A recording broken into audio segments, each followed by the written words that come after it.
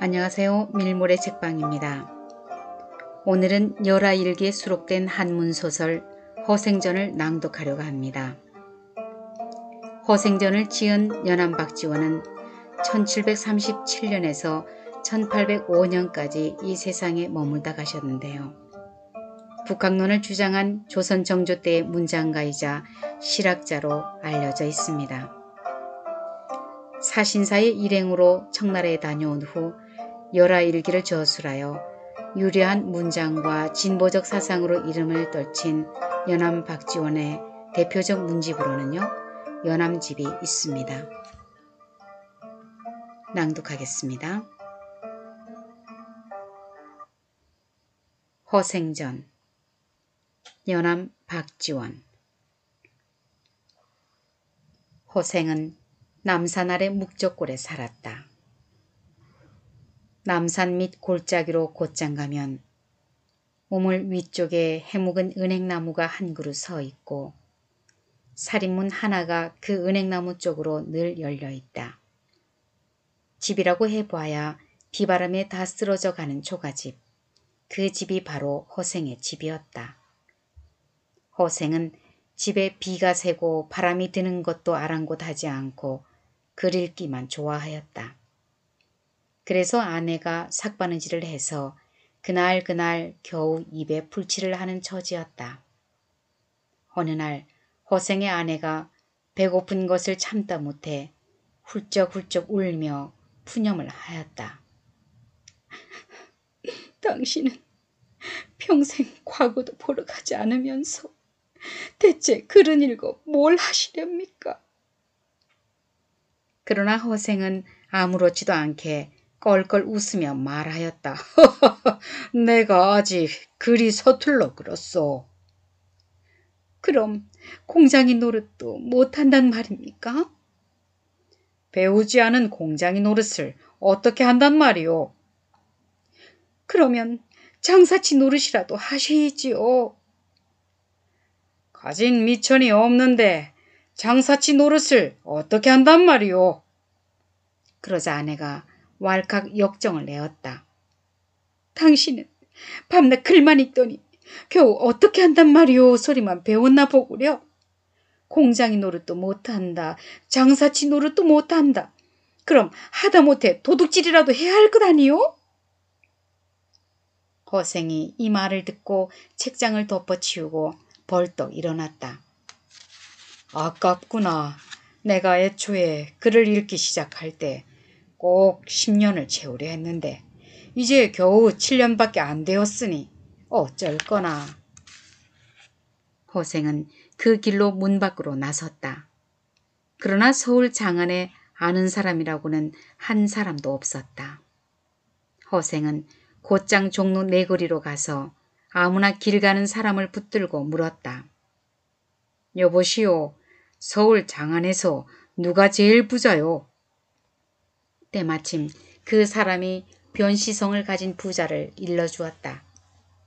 허생은 그 길로 변부자를 찾아가 예를 갖춘 뒤에 한마디로 잘라 말하였다. 내가 집이 가난해서 뭘 좀 해보고 싶은데 미천이 없구려. 돈 10,000냥만 빌려주시오. 그러시오.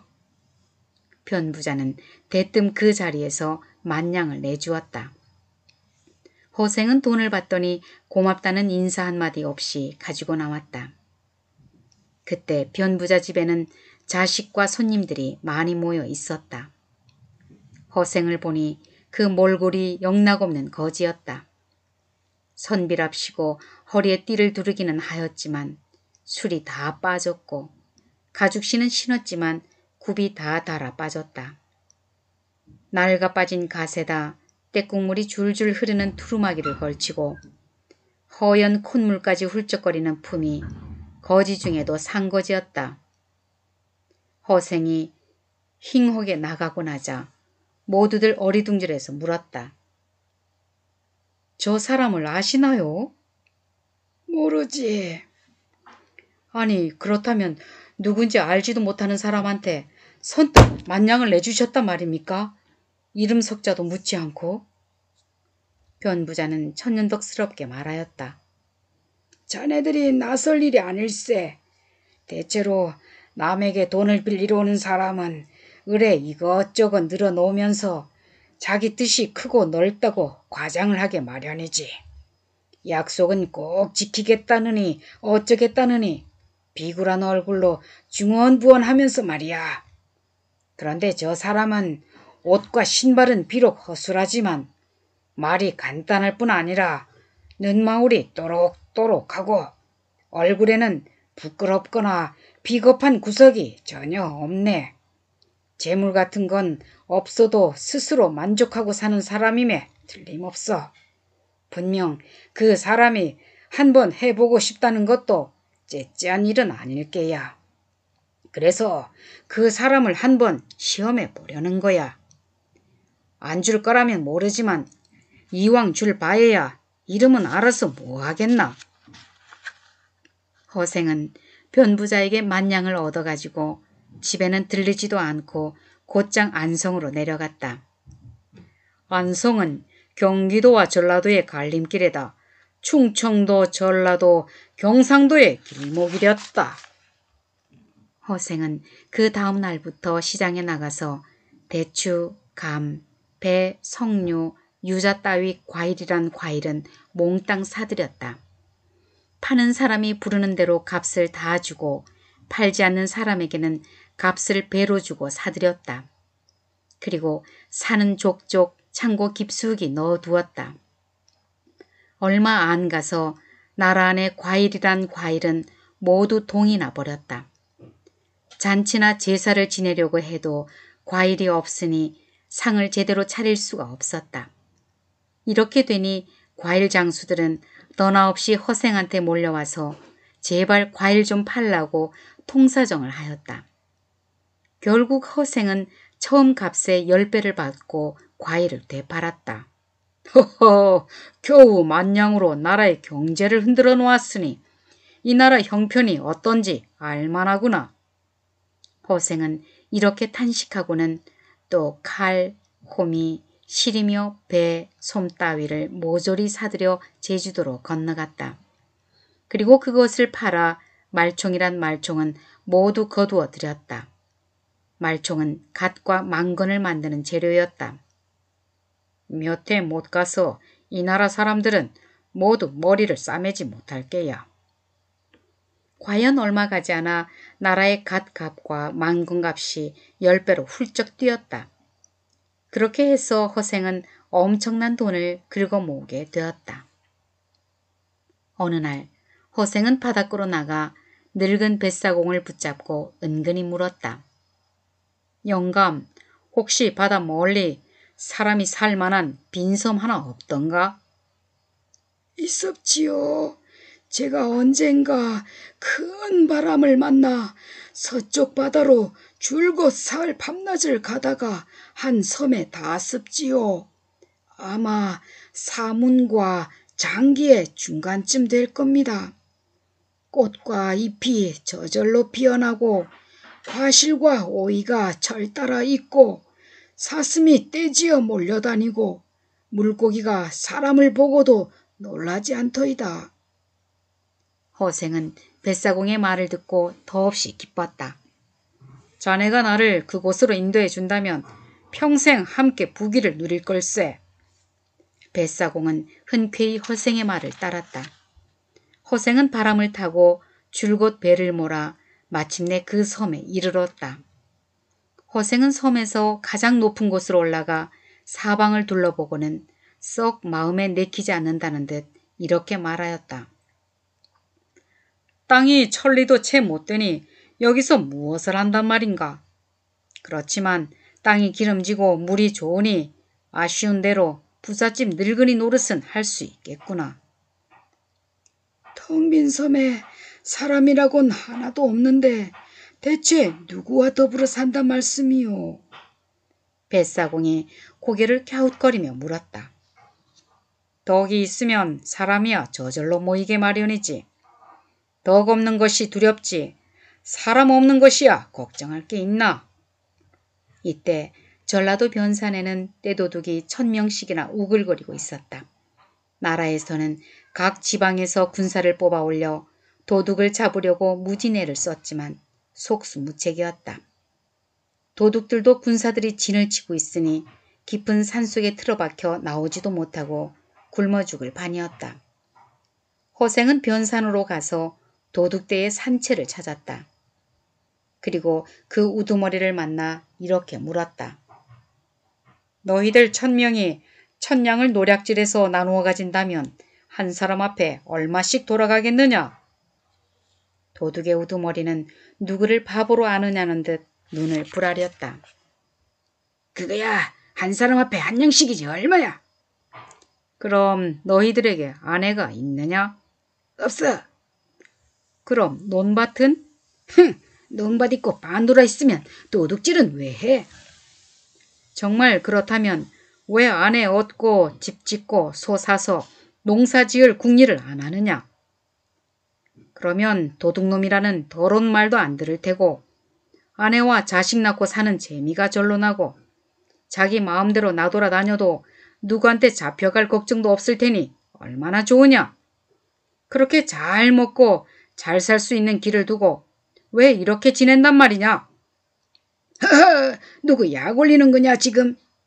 누가 그걸 몰라서 이러고 있나? 돈이 없으니까 그렇지. 허생은 그제야 껄껄껄 웃으며 말하였다. 명색이 도둑질을 한다면서 돈이 없다는 게 말이 되나? 정 그렇다면 내가 마련해 주지. 내일 바닷가에 나오면 붉은 깃발을 단 배들이 보일 게야. 모두 돈을 가득 실은 배지. 와서 자네들이 갖고 싶은 만큼 마음대로 가져가게. 허생은 이렇게 말한 뒤에 총총히 가버렸다. 도둑들은 모두 허생을 미친놈이라고 비웃었다. 그러나 다음 날 도둑들은 혹시나 하는 마음에 바닷가로 나가보았다. 그런데 이게 웬일인가? 과연 붉은 깃발을 높이 올린 배가 여러 척 떠있고 배 위에서는 허생이 돈 30만 냥을 싣고 기다리고 있는 것이 아닌가. 도둑들은 놀라 뒤로 자빠질 지경이었다. 도둑들은 허생이 보통 사람이 아니라 생각하고 모두 넙죽넙죽 바닥에 엎드려 절을 하였다. 그저 장군님의 분부대로 따르겠습니다. 그래, 어디 너희들이 짊어질 수 있는 만큼 짊어지고 가보아라. 허생의 말이 떨어지기 무섭게 도둑들은 돈자루로 달려들었다. 그러나 마음뿐이지 기운 깨나 쓴다는 놈들도 100냥을 다 짊어지지 못하였다. 100냥도 채 짊어지지 못하는 놈들이 무슨 도둑질을 한단 말이냐? 그렇다고 이제 와서 평민으로 돌아가려 해도 너희들 이름이 이미 도둑 명부에 올라 있으니 어쩔 도리가 없구나. 오히려 잘 되었다. 내 여기서 기다릴 테니 한 사람 앞에 100냥씩 가지고 가서 결혼할 여자와 소 한 마리씩을 구해오너라. 허생의 말이 채 끝나기도 전에 도둑들은 예 하고는 저마다 돈자루를 짊어지고 얼쑤 좋다 하며 뿔뿔이 흩어졌다. 허생은 2000명이 1년 동안 먹을 양식을 마련해가지고 도둑들을 기다렸다. 약속한 날짜에 맞추어 도둑들은 저마다 여자는 걷게 하고 소는 몰고 또는 여자를 소 등에 태우고 돌아왔다. 허생은 이들을 모두 배에 태우고 빈 섬으로 갔다. 허생이 떼도둑을 한꺼번에 몽땅 쓸어가 버리니 나라 안은 하루아침에 씻은 듯이 조용해졌다. 허생과 함께 섬에 들어간 사람들은 저마다 나무를 베어 집을 짓고 배를 엮어 울타리를 세웠다. 빈 섬에 금세 큰 마을이 생겨난 것이다. 기름진 땅에 논밭을 일구고 씨를 뿌리니 온갖 곡식이 잘 자라서 김을 매지 않아도 한 줄기에 열매가 9 이삭씩 달렸다. 곡식을 거두어서는 3년 동안 먹을 양식을 저장하고 나머지는 모두 배에 싣고 장기도로 가서 팔았다. 장기도는 일본의 영토인데 때마침 흉년이 든 참이라 가지고 간 양식을 모두 팔고 은 100만 냥을 벌어가지고 돌아왔다. 이제야 뭘 좀 해본 것 같구나. 허생은 가슴을 내밀어 숨을 크게 내쉬고는 섬에 사는 남녀 2,000명을 모두 한자리에 모이게 하였다. 내가 처음 너희들과 함께 이 섬에 들어올 때에는 먼저 부자가 되게 한 다음 문자도 새로 만들고 의관도 새로이 정하려 하였다. 그러나 땅은 좁고 내 덕 또한 부족하니 나는 이제 여기를 떠나련다. 너희들은 아이를 낳거든 오른손으로 숟가락을 잡도록 가르치고 또 하루라도 먼저 태어난 사람이 먼저 음식을 먹도록 양보하게 하여라. 그러고는 자기가 타고 갈 배 한 척만 남겨두고 나머지 배는 모두 불살라 버렸다.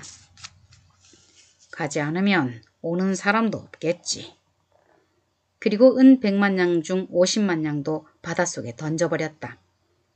바다가 마르면 주워갈 사람이 있겠지. 100만 냥이면 조선 땅 안에서도 다 써먹을 수 없는데 하물며 이 조그만 섬에서 어디에 쓰랴. 마지막으로 글을 아는 사람들을 골라 모조리 배에 태우고 함께 조선으로 돌아왔다. 글이란 모름지기 재앙의 근원이야.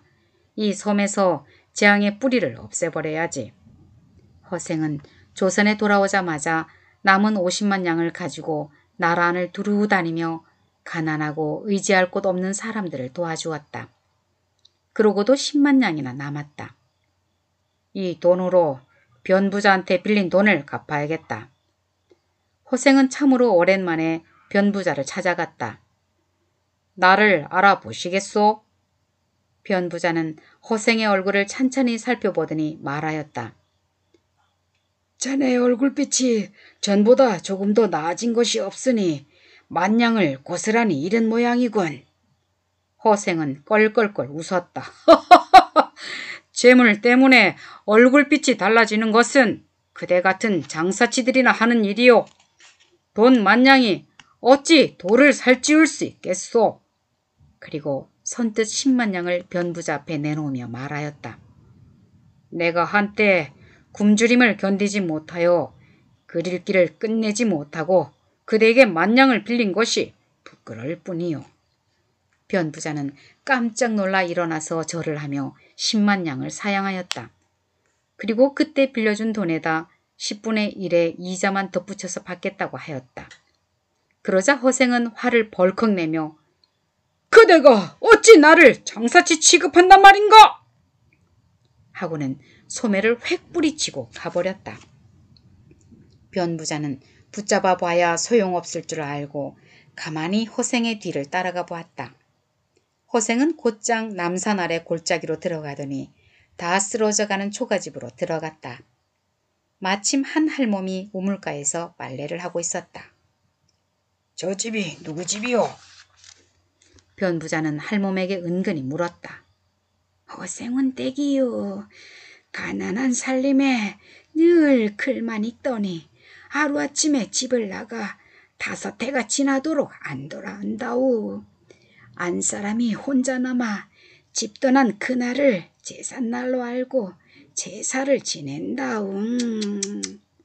할멈은 혀를 끌끌 찼다. 변부자는 그제야 그 손님의 성이 허씨라는 것을 알고 길게 한숨을 내쉬고 돌아갔다. 이튿날 변부자는 받은 돈 10만 냥을 모두 가지고 가서 다시 돌려주려 하였다. 그러나 허생은 끝내 받지 않았다. 내가 부자가 되고 싶었다면 굳이 100만 냥을 다 버리고 10만 냥을 갖겠소? 정 그렇다면 내가 이제부터 그대에게 의탁하고 밥을 먹겠으니 자주 와서 나를 좀 돌봐주시오. 그저 식구 수만큼 양식과 옷을 대어주면 그만이요. 그 이상의 헛된 재물을 가지고 부질없이 마음을 괴롭히고 싶지 않소. 변부자가 갖은 말로 허생을 설득하여 보았으나 허생은 끝끝내 듣지 않았다. 변부자는 그때부터 허생의 집에 양식이나 옷이 떨어질 때가 되면 몸소 찾아가 도와주었다. 허생은 언제나 그것을 기쁘게 받아들였다. 그렇지만 조금이라도 많이 가지고 가면 금방 좋지 않은 기색을 내보였다. 어째서 나한테 재앙을 당기려는 것이오? 그러나 변부자가 술병이라도 들고 가는 날이면 더욱 반가워하며 서로 잔을 주고받으며 취하도록 마셨다. 몇 해를 그렇게 지내는 사이에 두 사람의 정은 날로 두터워져 갔다. 어느 날 변부자가 내내 궁금해하던 것을 조용히 물었다. 5대 동안에 어떻게 100만 냥을 벌었소? 그건 어려운 일이 아니요. 우리 조선은 외국과 무역이 적고 수레가 나라 안을 두루 돌아다니지 못하는 까닭에 모든 물건이 한자리에서 나고 한자리에서 소비되지요. 1000냥은 적은 돈이니 그 돈으로는 한 가지 물건을 몽땅 사들여 독점할 수는 없겠지. 하지만 그것을 100냥씩 10로 쪼개면 10가지 물건을 골고루 살 수가 있어. 단위가 적으면 그만큼 돈을 굴리기가 쉬우니 한 가지 물건에서 실패를 보더라도 다른 9가지 물건으로 재미를 볼 수 있지 않겠소? 이게 바로 장사치들이 이익을 남기는 방법이 아니겠소. 그러나 10,000냥을 가진다면 수레째로 몽땅 살 수 있고 배에 실린 물건이면 배째로 몽땅 살 수 있고 한 고을에 가득 찬 물건이면 온 고을을 통틀어 살 수 있지. 마치 그물로 한꺼번에 걸어 모으듯이 나라 안의 물건을 몽땅 사들일 수 있단 말이오. 이렇게 한 가지 물건을 독점해 버린다면 그 물건이 동이 나면서 장사치들도 어떻게 손을 써볼 도리가 없겠지. 그렇게 되면 값이 천정부지로 뛰는 게지. 그러니까 10,000냥을 가지고 100만 냥을 버는 것은 어려운 일이 아니오. 그러나 이것은 백성들을 못살게 하는 방법이지. 만약 나란 일을 맡은 사람들이 이 방법을 쓴다면 나라는 곧 망하고 말 것이오. 변부자는 가만히 다 듣고 나서 다시 물었다. 그럼 어떻게 내가 10,000냥을 산뜻 내어줄 거라고 생각했소? 호생은 대답하였다. 그거야 하늘의 뜻에 달린 것이지. 내가 어떻게 미리 알 수 있었겠소? 내 짐작으로 내 재주가 100만 냥을 모을 수 있다고 생각은 했지만 일이 이루어지고 말고를 어찌 내 마음대로 할 수 있겠소? 그대가 내게 10,000냥을 내어준 것도 내가 그 돈을 받아서 100만 냥을 번 것도 결국 하늘의 뜻에 달린 것이 아니겠소? 그러니 내 말을 들어준 그대는 복이 있는 사람이요. 더욱더 큰 부자가 되라는 하늘의 뜻이지. 만약 내가 이 일을 사사로이 했다면 일이 어떻게 되었을지 어찌 알겠소? 변부자는 허생의 말을 듣고 참으로 감탄하지 않을 수 없었다. 자기 같은 장사치들은 도저히 상상도 못할 배포요 도량이었다. 변부자는 허생 같은 선비가 초야에 묻혀있는 것이 안타까웠다. 바야흐로 지금 사대부들은 남한산성의 치욕을 씻으려 하고 있어. 지금이야말로 지혜로운 선비가 발뚝을 걷어붙이고 나설 때가 아니오. 그런 재주를 가지고 어째서 괴롭게 파묻혀 지낸단 말이오.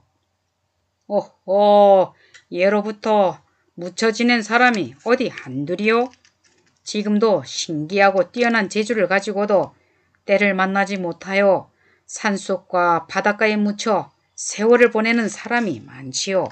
그러니 오늘날 국정을 맡은 자들의 그릇을 알만하지 않소.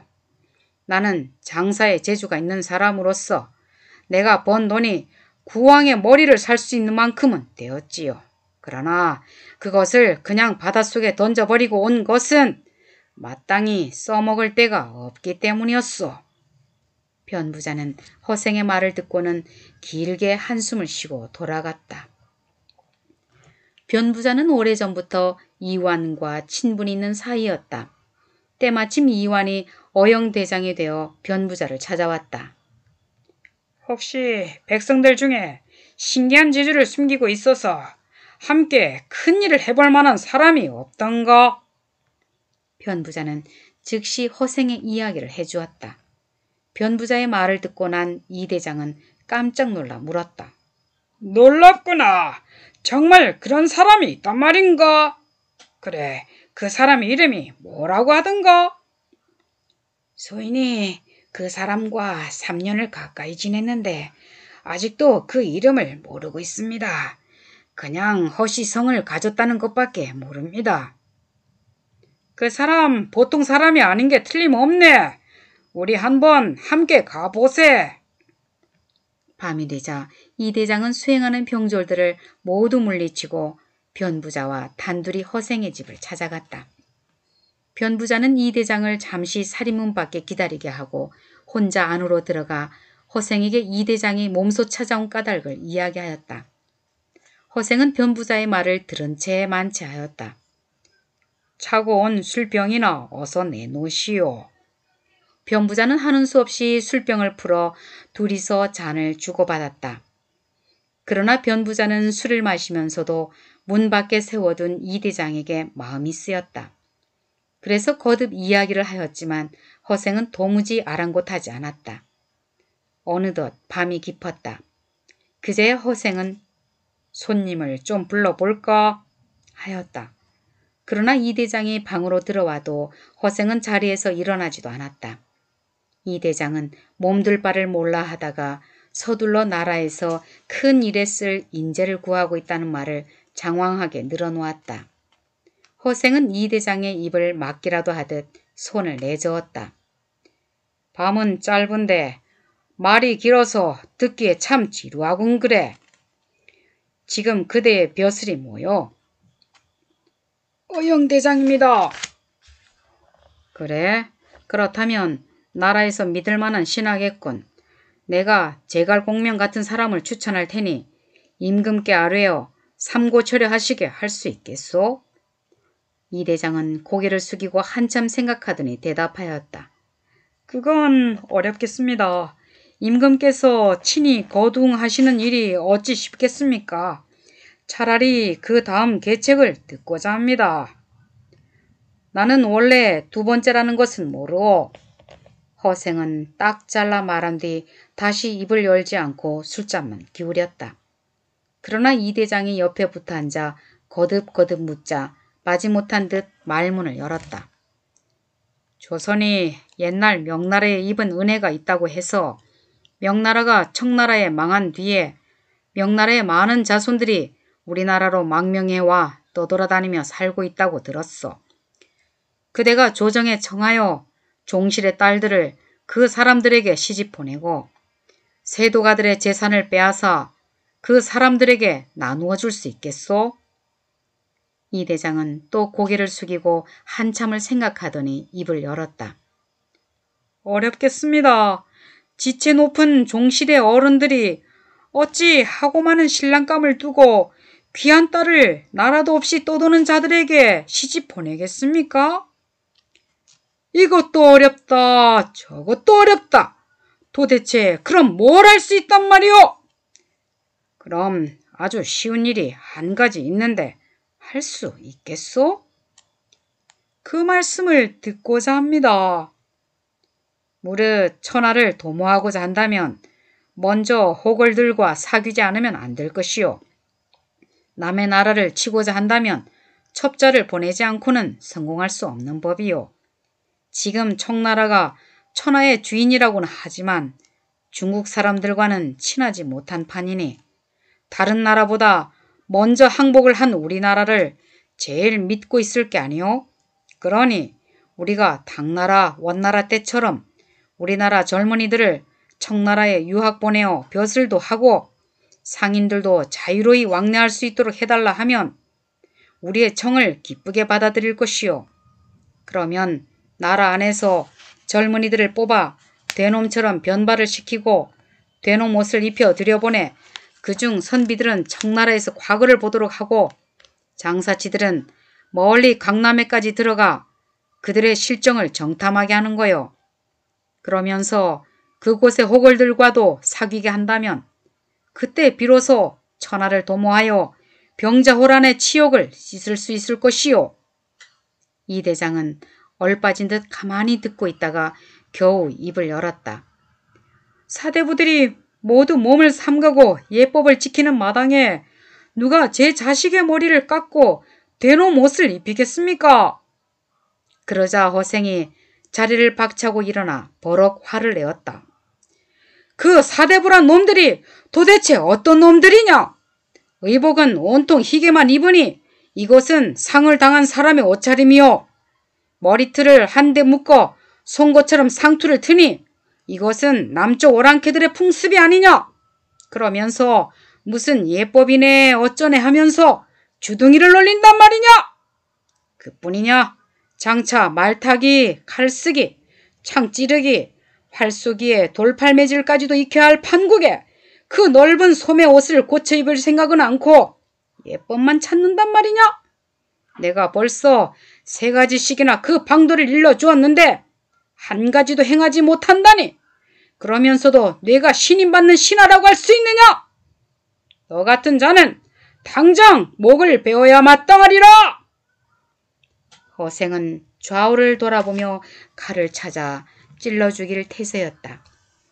이 대장은 엉겹결에 놀라 일어나서 뒷문을 차고 나가 뒤도 안 돌아보고 달아났다. 다음 날 이 대장이 다시 허생의 집을 찾았으나 집은 이미 텅 비고 허생은 온데간데 없었다.